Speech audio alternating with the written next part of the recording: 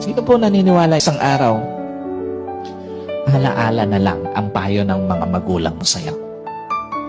At sino po naniniwala, isang araw, yung nanay na kasama mo ngayon, maaaring katabi mo ngayon, yung tatay na kasama mo ngayon, isang araw, aalalahanin mo na lang din.